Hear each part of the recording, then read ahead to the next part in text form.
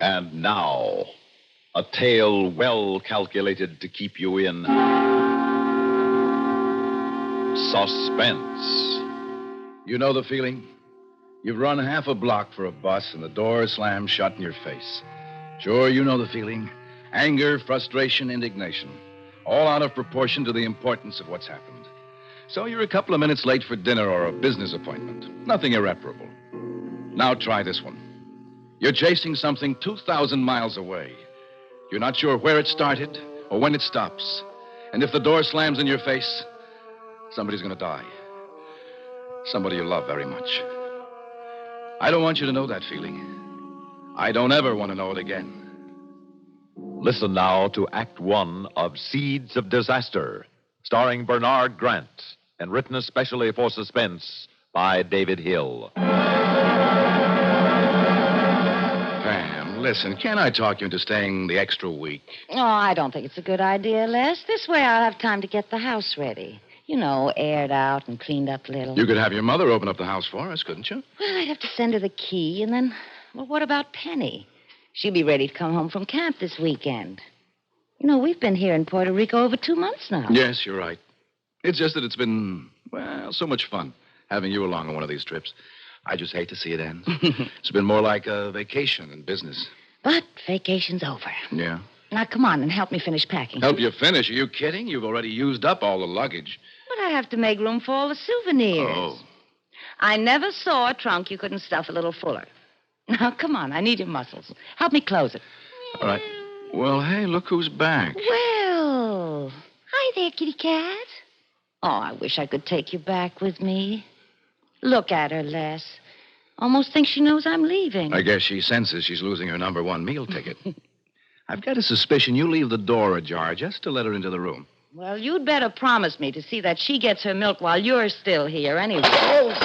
Darn, I did it. I told you this trunk was too full. I've spilled that whole box full of junk. Hey, come back here with that, you. Oh, Les, catch her. Oh, She's me? got a bracelet in her mouth. All right. Come here. She's Come here, eating you. it. Give me that. Come on. Will you try? Hey.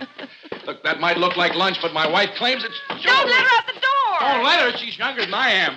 Hey. Oh, never mind. You'll catch her in the hall. So I'm one present short. Well, I tried. What was that thing I did the 10-yard dash for? A bean bracelet, was it? Well, I'm not sure exactly. The local artisans make them out of seeds or beans or nuts or something. Whatever they are, they make up into very pretty jewelry. You bought enough of it. There's still a box full here. Well, you know how it is. Everybody's going to want some. There's a set for Penny and the kids next door, and... Oh, darn it, though. Now a set's broken up. We can pick one up on the way to the plane. No, I've been trying all week to get another set or two. I guess the bean season's over or something. So what? It's not a matter of life or death. Funny how the words you toss off in complete innocence can bounce back and churn up in the pit of your stomach. 24 hours after my wife left for home, that life or death line crashed back into my head and tied my insides into a fluttering knot.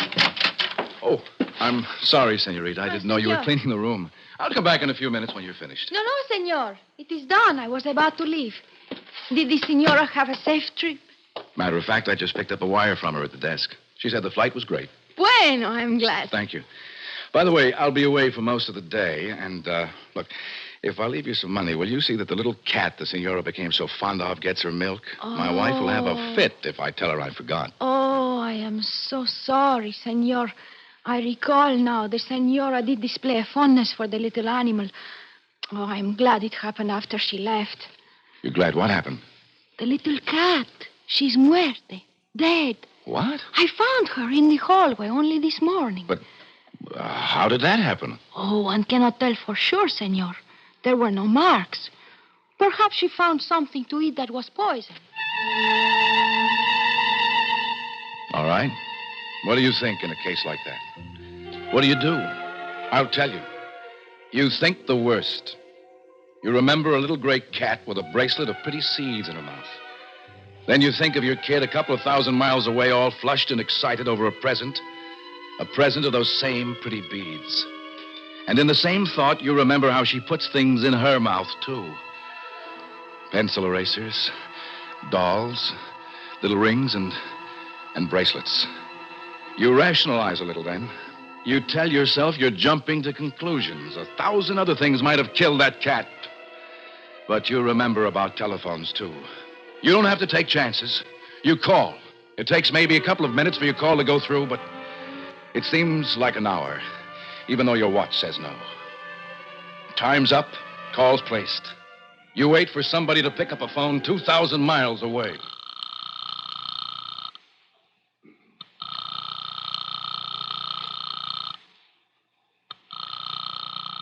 I am sorry, senor, but your party does not answer.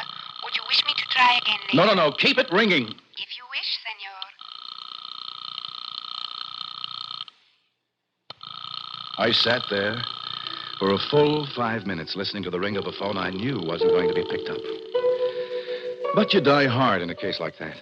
You keep hoping against hope that you're going to hear one of those rings cut off by the click and hello that will take the bulldozer weight off your chest. But 5 minutes are enough. The ringing starts to wear on your nerves like the ancient Chinese water torture. Pam wasn't home. Chances were she'd already left to bring our daughter Penny home from camp. And chances were, too, she'd taken the native jewelry with her. I knew Penny and I knew my wife Pam. If it was new and you could wear it, you didn't waste any time before trying it on. Maybe those seeds had killed a cat, maybe they hadn't. But you don't take chances like that. I tried a few more calls. No good. I had to reach Pam before she reached Penny. I figured the local police might have better ways of doing it than I. So, Senor Mills, let us be certain there is cause for alarm. And these seeds, you would know them again? Yes, I'm sure I would. And here. They resemble those, perhaps. Yes, exactly like those. Then, Senor, you are correct. We must take every means to ensure they do not reach the hands of children. Lopez! Si, Lieutenant Garcia. Un momento. Now, quickly, Senor Mills, you will please give Sergeant Lopez such information as will be needed by your state police. No, I can't. You can't. You understand what we are attempting Yes, to do, Senor? of course I do. You want to alert the police of my state and have them stop my wife's car. See, surely you can provide us with a license number, description, probable route. Lieutenant Garcia, my wife doesn't drive. Then how would she reach this camp for children? By bus, I guess. That's how my daughter got there. Bueno. It's more simple. The bus is easily sighted by highway police. What bus would she have taken? Don't you understand? I don't know. I don't have any idea what time she left. I don't even know the name of the camp.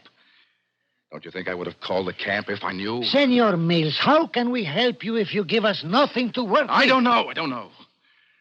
How do you find thieves and killers? Do they leave descriptions of their cars and where they're going? The Senor Mills, he makes a good point, Lieutenant Garcia. Perhaps, but it is also a fact that it often requires more time to catch a desperado than is now allowed us, Lopez. Please, Senor Mills, we understand you are upset, but try to think clearly. We ask only for a clue. See, were you not in contact with a child for the 2 months you have been here? Yes, of course. Pam's, my wife's mother, visited Penny every other weekend, and she wrote us regularly. Did she ever mention the name of the camp? She might have. I don't remember. My wife made all the arrangements for the camp, then she joined me here. The mother-in-law, did you call her? Yes, right after I tried to get my wife. There wasn't any answer there either. She probably rode up with my wife. Neighbors, would they know? I tried them. All they know is that Penny's been away at camp. They couldn't even tell me the name. Had the Senora Mills given any of this native jewelry to them as yet? That's one of the reasons I called everybody. She hadn't.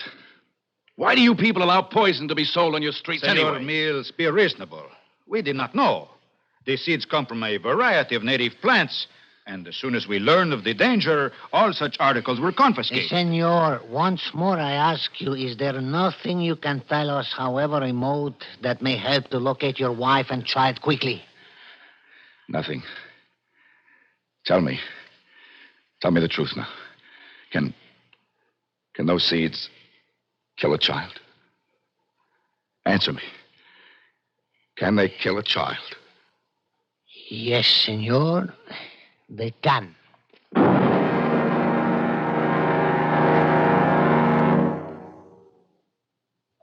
In a moment, we'll return for the second act of Suspense.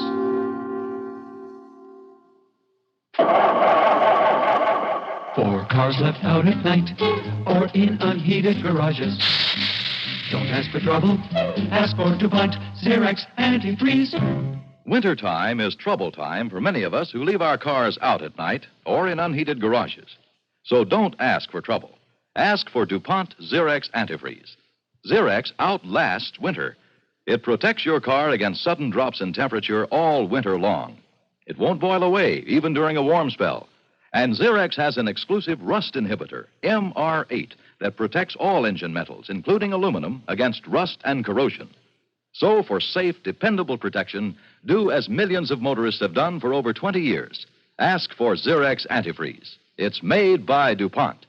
Remember, For cars left out at night or in unheated garages.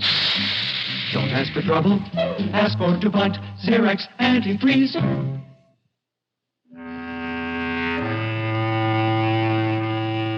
I was asking for help, but I wasn't given much. Garcia and Lopez kept asking questions. They were trying, so was I, but we weren't getting very far. The same picture kept running through my mind. It was Penny. She was sitting in a bus somewhere. There was a bracelet around her arm, a brand new bracelet, with different pretty little seeds. And there was a string of them around her neck, too. She had that pensive look she gets. The loop of the necklace was lifted up to her mouth, between her teeth. And she was biting it. Listen, we've got to do something. We can't just sit here. We've got to do something. Si, senor. Lopez, perhaps there is something he has forgotten and does not know about. Si, Lieutenant. Go with Senor Mills to his hotel room. Si, Lieutenant. Search it thoroughly. Perhaps there is something. But there wasn't much in the hotel room. At least we were doing something. There were some of my clothes in the closet, shirts and socks stacked in the bureau drawers. Pam had left me one suitcase, but it was empty. Garcia and Lopez were doing everything they could from their end. The descriptions of Pam and Penny had been wired to the state police. If they were seen, they'd be alerted. But we didn't put much hope in that possibility. Telephone lines were being kept open to my home and the apartment of Pam's mother. As soon as either of them returned, they'd be warned of the danger. But would it be too late? Then, Lopez spied a small pile of pocketbooks and magazines in a night table drawer. Suspense stories. Pam was always reading suspense stories. What is this? Huh? Oh, short stories, magazines. No. Someone has marked a place in this one. Huh? This is a letter. Let me see. Well, Lopez, it's from Pam's mother. Aloud, senor, please. All right. Dear Pam, I just returned from seeing Penny. She's brown as a little berry and having a wonderful time. Uh-huh. The camp is beautiful. Yeah. The facility is a wonderful... Oh, she doesn't mention the name. She might. Keep reading. They are trying to cure Penny of biting her nails. Eh? But you know Penny. And things in her mouth. Here, give it to me. It is true. There is nothing here. What am I going to do? Huh? What? Senor Mills, this helps nothing, please. I'm sorry. You don't know what this is like. Senor, I have niños of my own. Believe me, I understand, but we must work now. How? Look through your wallet. Maybe there is something, a hint. No, I've done that. Then do it again. All right. Your money. Eh? Traveler's checks. Identification. Credit cards. Papers. Junk. You are too quick, Senor Mills. That picture. It is your little girl, is it not? Pam's mother sent it to us a couple of weeks ago. Then it is important. Can't you see? There is some kind of sign in the background with writing. Huh? Dear Lord, you're right. But it's too hazy and too small to make out anything. Nevertheless, we will have it enlarged. Quickly, we take it to a photographer. It had been only an hour since the realization of danger had stabbed into my mind. We had been racing against an incalculable margin of safety. For all I knew, my wife had only now reached the bus that would take her to Penny's camp.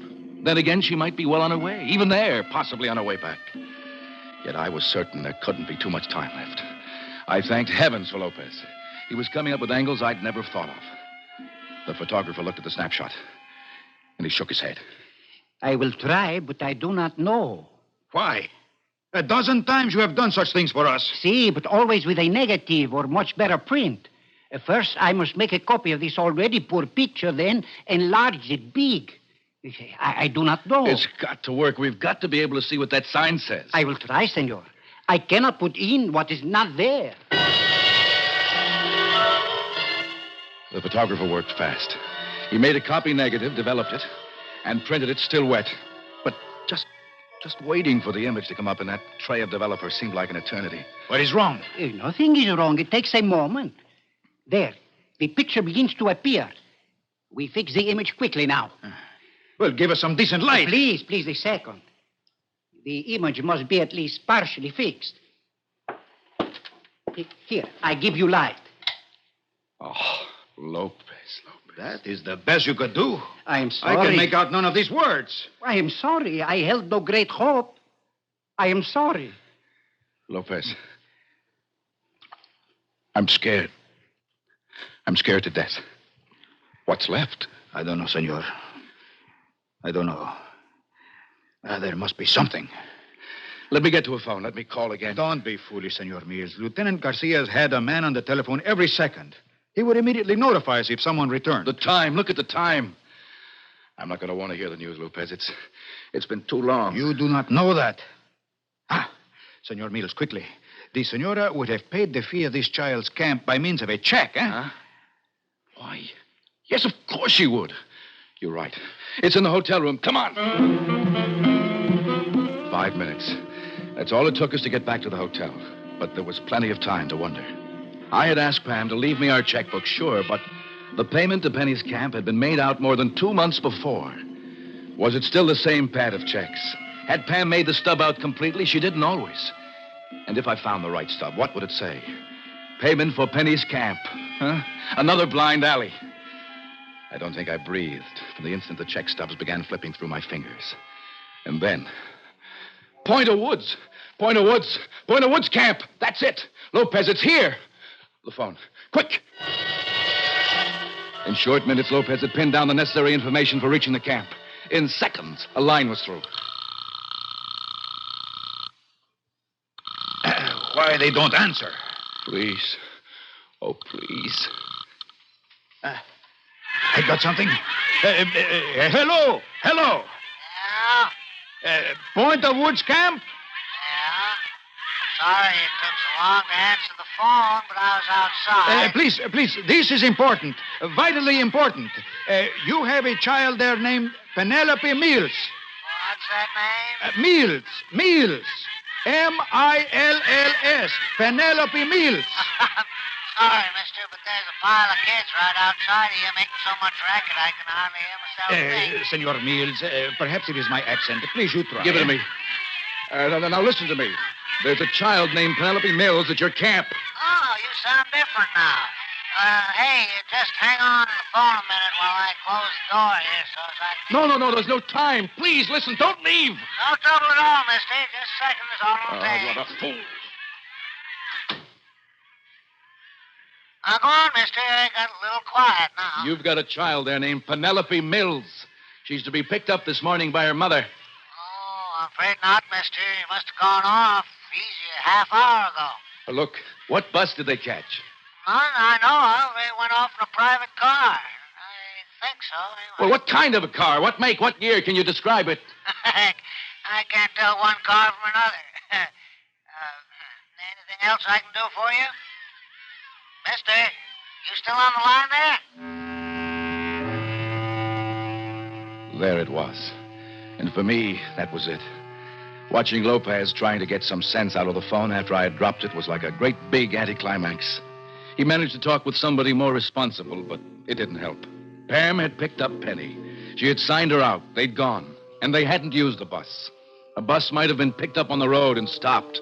But how do you get police to stop a car you can't even describe? I tell you, it is not hopeless, Senor Mills. Believe me. Listen, don't you think I want to hang on to hope? That's all I've got. But even you're out of suggestions. True. I can see nothing more to be done from here, but...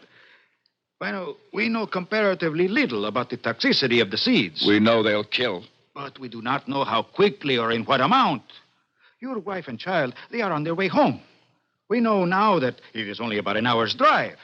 Now, when they arrive, there can well be time to rush this child to the hospital. But it's been more than an hour.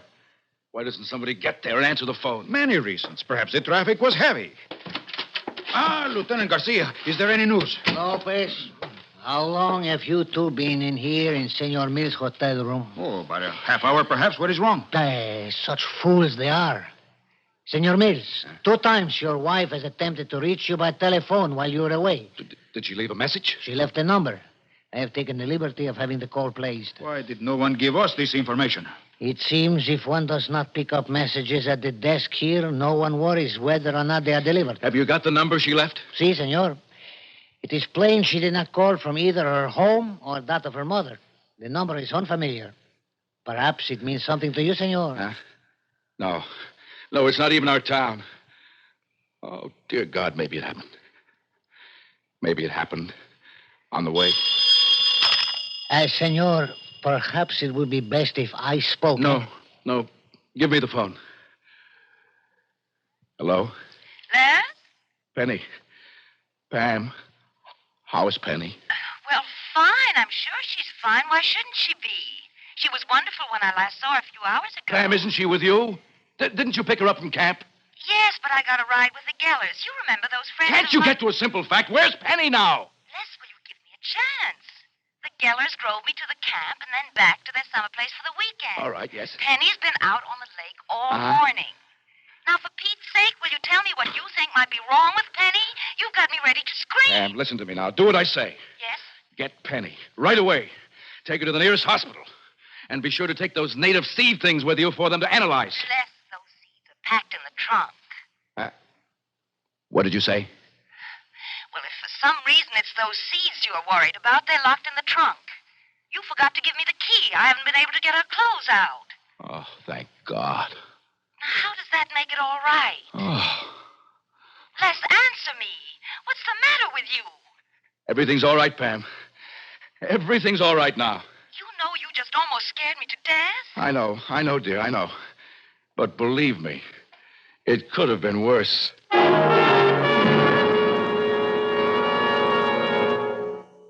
Suspense. You've been listening to Seeds of Disaster, starring Bernard Grant, and written especially for Suspense by David Hill. In a moment, a word about next week's story of Suspense. What does a certain comedian think started him on the road to success? How does a front-page Washington newsmaker regard his early days in the political arena? What do some of the nation's best-known personalities feel about those who shaped their careers? On the CBS Radio Network weekday feature, Personal Story, you hear the answers in the words of the people themselves. Personal Story, hear it each Monday through Friday at this address. Suspense is produced and directed by Bruno Zerato Jr., music supervision by Ethel Huber. Heard in tonight's story were Connie Lemke as Pam, Ralph Camargo as Lopez, Bob Dryden as Garcia, Deli Sonnenberg as the maid, Guy Repp as the photographer, and Barbara Cassar as the operator. Listen again next week when we return with Witness to Murder, written by Francis Rickett, another tale well calculated to keep you in suspense. World action or neighborhood, expanded CBS News covers them all on the CBS Radio Network.